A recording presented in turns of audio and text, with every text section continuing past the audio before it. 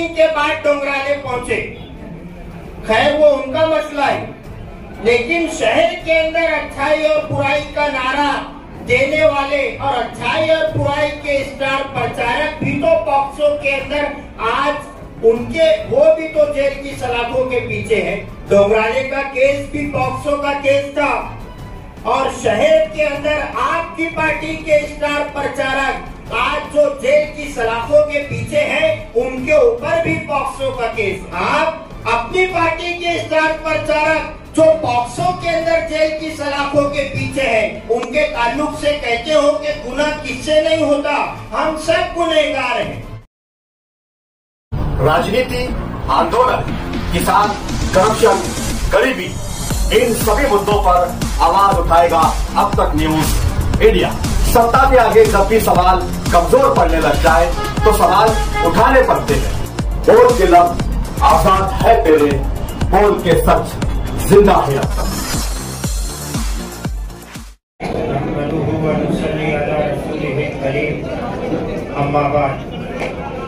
आज की इस मशवरती मीटिंग के सदर साहब और इस्लाम पार्टी के कायम व बानी आसिफ शेख रशीद साहब और पार्टी के तमाम ही जिम्मेदारान, यहाँ पर मौजूद मेरे तमाम ही साथी,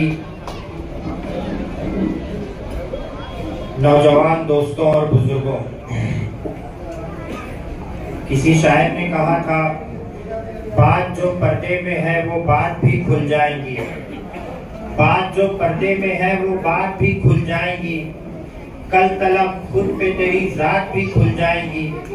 हमने देखा है सिकंदर को फना होते हुए, हमने देखा है सिकंदर को फना होते हुए, वक्त आने के तेरी औकात भी खुल जाएंगी। आने वाला इलेक्शन कॉर्पोरेशन का इलेक्शन है और ये इलेक्शन इंतहाई अहमियत का हामिल इलेक्शन है। हमने सुना हमारे लीडर ने गुज़िश्ता दिनों एक तकरीर के अंदर ये बात कही थी आसिफ शेख साहब ने कि ये इलेक्शन पार्लियामेंट के इलेक्शन और असेंबली इलेक्शन से ज्यादा अहमियत का हामिल है। और मेरा ऐसा मानना है कि मालेगांव वालों के लिए ये इलेक्शन अब तक के तमाम इलेक्शनों से बढ़ करके ये इलेक्शन है, क्योंकि ये कॉर्पोरेशन का इलेक्शन है और हम देख रहे हैं कि हमारे मालेगांव शहर के ऊपर फिरका परस्ती की जो तलवार लटक रही है और आज मालेगांव शहर के कितने लोग आज बेकसूर और बेगुनाह जेल की सलाखों के पीछे कैद व बंद की। असेंबली इलेक्शन हुआ, पूरे मुल्क के अंदर कहीं पर भी अगर इलेक्शन हो, फेस टू कैंडिडेट अवाम के सामने रखता है, एक वादे अवाम के सामने रखता है। अगर चुपदार लोग हैं, हम जानते हैं यह मैनिफेस्टो नहीं है। यहाँ पर अगर कभी आप अच्छे हो, मैं बुरा हूँ, मैं अच्छा हूँ, आप बुरे हो, तो ये हमारी अपनी निजी जिंदगी है, ये अपनी निजी जिंदगी है। एक साल मुकम्मल नहीं हुआ, शहर ने देखा आपने अच्छाई और बुराई का मुद्दा लाया था और इस शहर को ये सबसे बागात दिखाए थे कि मालेगांव शहर रियासत मदीना बन जाएगा। लेकिन आपके अच्छाई और बुराई के स्टार पर हैरत होती है कि इतने बदबख्त और इतने मनूस लोग हैं कि जब एक पॉक्सो शहर के अंदर हुआ उसके बाद यके बाद दीगरे 15 दिन के अंदर 6 से 7 पॉक्सो के केस ये शहर के अंदर हो गए। नाबालिग बच्चियों के साथ, उनके साथ ज्यादती करना और गलत हरकत करना। हमने देखा डोंगराले के अंदर एक मासूम बच्ची जो एक कली थी, अभी वो फूल भी नहीं बनी थी कि किसी जालिम हाथों ने अपने हाथों में लेकर के उसे मसल दिया। उसकी लाश गोया चीख चीख करके ये कह रही थी कि क्या खता मेरी थी जालिम, तूने क्यों तोड़ा मुझे, क्यों न मेरी उम्र ही तक शाख पे छोड़ा मुझे। वो मासूम बच्ची, उसके साथ ज्यादती करके उसको कत्ल कर दिया गया और शहर के आमदार साहब 20 दिन के बाद डोंगराले पहुंचे। खैर वो उनका मसला है, लेकिन शहर के अंदर अच्छाई और बुराई का नारा देने वाले और अच्छाई और बुराई के स्टार प्रचारक भी तो पॉक्सो के अंदर आज उनके वो भी तो जेल की सलाखों के पीछे है, जिन्होंने अच्छाई और बुराई का नारा दिया था, जिन्होंने ये बुनियाद बना करके इलेक्शन लड़ा था कि आप अगर हमें चुन करके देगा तो हम शहर से तमाम तर बुराइयों को खत्म कर देंगे, शहर से तमाम बुराइयों को खत्म कर देंगे। अभी मैंने देखा आमदार साहब ने डोंगराले के अंदर भी ये बात कही और असेंबली के बाहर भी आज उन्होंने एहतजाज दर्ज करवाया। डोंगराला शहर जब वो पहुंचे थे तो उन्होंने वो बच्ची की हिमायत के अंदर ये जुमला कहा कि हिंदुस्तान के अंदर ऐसा कानून बनना चाहिए जो मजहबे इस्लाम के अंदर जो कानून है, मजहबे इस्लाम के अंदर ये कानून है कि अगर कोई शादीशुदा आदमी बलात्कारी करता है, जिना करता है और गलत काम करता है तो उसे शहर के बीच में ला करके संसार कर दिया जाता है, और अगर कोई कंवारा गैर शादीशुदा करता है उसे 100 कोड़े मारे जाते हैं। डोंगराले का केस भी पॉक्सो का केस था और शहर के अंदर आपकी पार्टी के स्टार प्रचारक आज जो जेल की सलाखों के पीछे हैं उनके ऊपर भी पॉक्सो का केस है। आप शरीयत एक है, खुदा एक है, रसूल एक है कौले मोहम्मद कौले खुदा, फरमान न बदला जाएगा, बदलेगा जमाना लाख मगर कुरान न बदला जाएगा। केस दोनों सेम है। डोंगराले के केस के अंदर आप सरकार से ये डिमांड करते हो कि यहाँ पर इस्लामी कानून के मुताबिक सजा देना चाहिए, ऐसे दरिंदों को और ऐसे शैतानों को समाज और मुआशरे में रहने के लिए कोई जगह नहीं है, और आप अपनी पार्टी के स्टार प्रचारक के लिए ये कहते हो।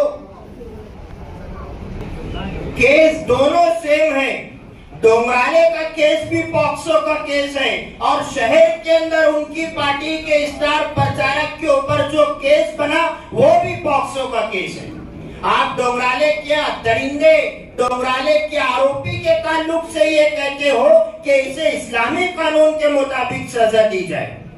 वो बच्ची किस धर्म से ताल्लुक रखती है ये 2 नंबर की बात है।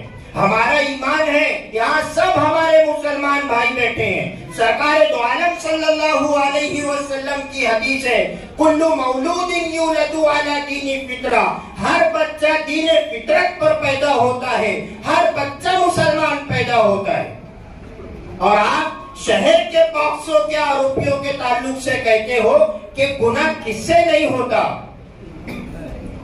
आप अपनी पार्टी के स्टार प्रचारक जो पॉक्सो के अंदर जेल की सलाखों के पीछे है उनके ताल्लुक से कहते हो कि गुनाह किससे नहीं होता, हम सब गुनहगार हैं।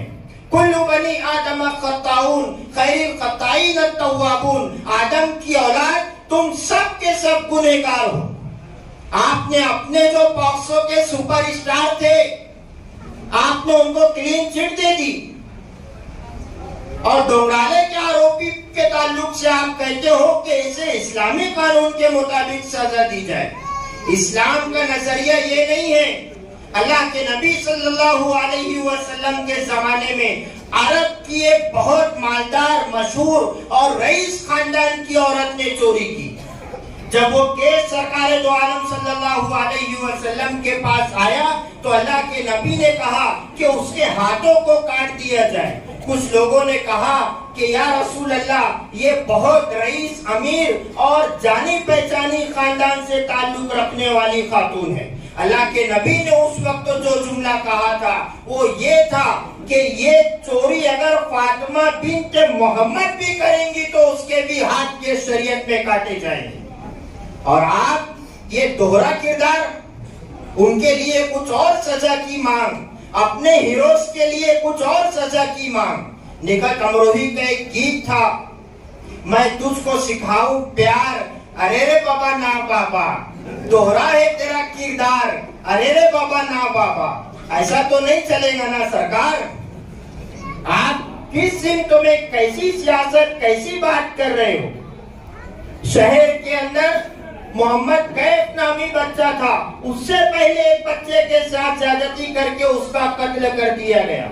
शहर के अंदर अभी पॉक्सो के अंदर कितनी नाबालिग बच्चियों के साथ ज्यादती हुई। आपका मतदार संघ, आपकी कॉन्स्टिट्यूएंसी, डोंगराले आपकी कॉन्स्टिट्यूएंसी नहीं है। बहैसियत इंसानियत आपने आज असेंबली के बाहर अपना एहतजाज दर्ज करवाया, हम सलाम करते हैं आपको। लेकिन आज जो बैनर आप असेंबली के बाहर लेकर के बैठे थे, उसमें सिर्फ वो डोंगराले की बच्ची जिसके साथ ज्यादती हुई उसका फोटो था। हम आपको मुबारकबाद देते हैं कि आपने एहतजाज दर्ज करवाया, बैनर लेकर के बैठे थे। डोंगराले की जो बच्ची थी वो मासूम कली थी, एक तरफ उसका फोटो था, दूसरी तरफ उसके आरोपी का फोटो था जिसके गले के अंदर फांसी का फंदा था। उसके ऊपर हम आपसे ये उम्मीद रखते थे कि आप शहर के अंदर, आपके मतदार संघ में, आपकी कॉन्स्टिट्यूएंसी में, आपके अच्छाई और बुराई के नारे के अंदर, आपके वो वादों के अंदर जो वादा आपने आवाम से किया था कि अगर आप मुझे चुन करके देंगे तो मैं शहर में अच्छाई फैलाऊंगा, अच्छाई आएंगी। आप उन बच्चियों के, आप उन मासूम बच्चियों के भी फोटो वो बैनर के ऊपर लेकर के बैठते और आप उन दरिंदों के भी फोटो वो बैनर के ऊपर लगाते और उनके गले में भी आप फांसी के फंदे की तस्वीर आप एहतजाजी तौर पर लेकर के बैठते असेंबली के बाहर। जिन्होंने माले गांव की, मजहबी शहर की हमारी बहन और बेटियों के साथ ज्यादती की और आपकी पार्टी के सुपरस्टार, आपकी पार्टी के स्टार प्रचारक जो आज जेल की सलाखों के पीछे पॉक्सो के अंदर बंद है।